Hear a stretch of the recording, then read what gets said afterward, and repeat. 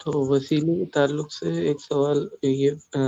جیسے قرآن ہم آیت پڑھتے ہیں کہ اے میرے بندو مجھے پکارو،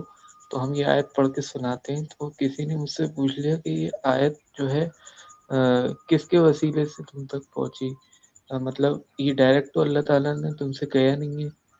تو جس وسیلے سے پہنچی تو اسی کو وسیلے کے لیے دلیل پکڑ رہے تھے، تو مجھے گھوم گیا میں سوال میں۔ اس میں تو بہت سیدھی سی بات ہے کہ بھائی اللہ کے رسول کے وسیلے سے آئی ہے تو ہم مشروع وسیلے کے تو قائل ہیں، جائز وسیلے ہیں، انبیاء ایک جائز وسیلہ ہے امت کے لیے، لوگوں کے لیے، لوگوں کی ہدایت کے لیے۔ اس وسیلے سے ہم کو بغیر وسیلے کے تو ہم ہدایت کے ہی قائل نہیں ہیں، بغیر یعنی کہ کیا نام سے کوئی جو ہے قرآن حدیث کا وسیلہ لیے بغیر اگر دعویٰ کرے ہدایت کا، انبیاء کی تعلیم کے بغیر کوئی دعویٰ کرے ہدایت کا، آزاد ہو کر کے علماء سے اگر کوئی دعویٰ کرے ہدایت کا، تو ہم قائل ہی نہیں اس کے۔ تو ہم کیا کہتے ہیں وسیلہ نہیں؟ بھائی وسیلہ کچھ جائز ہے کچھ ناجائز ہے، جائز وسیلہ اختیار کیجئے، ناجائز وسیلہ چھوڑ دیجیے، بہت سیدھی سی بات ہے۔ آپ کو بات سمجھ میں آ گئی؟ بابا 26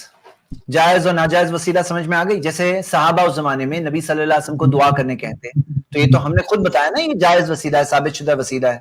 نبی صلی اللہ علیہ وسلم کو کہا کہ دعا کریں، تو جائز وسیلہ ثابت ہے، ہم لوگ مانتے ہیں۔ اور جو ناجائز جو غیر ثابت شدہ وسیلہ ہے، جو اتنی دیر سے ہم نے بتایا ہے، کافی مثالیں آ چکی اس کی، تو وہ نہیں ثابت ہے۔ ایک چیز کو کبھی نہیں بھولنا کہ صحابہ کرام کا جو فہم ہے نا، جو طریقہ ہے، آپ جو استدلال کر رہے ہیں کہ اس حدیث سے تو یہ آیت تو نبی کے وسیلے سے ملی ہے، تو آپ بتائیے کہ آپ کو پہلے ملی ہے صحابہ کرام کو پہلے ملی ہے؟ سب سے پہلے صحابہ کرام کو آیتیں ملی نا، سب سے پہلے صحابہ کرام کو حدیث سے ملی، تو کیا انہوں نے یہ مطلب نکالا اس کا کہ چلو نبی کے وسیلے سے دعا کرتے؟ نہیں، تو انہوں نے ان آیات کا جو مطلب سمجھا صحابہ کرام نے، اور اللہ کے نبی صلی اللہ علیہ وسلم نے خود اللہ تعالیٰ نے مہر لگائی ان کے فہم پر،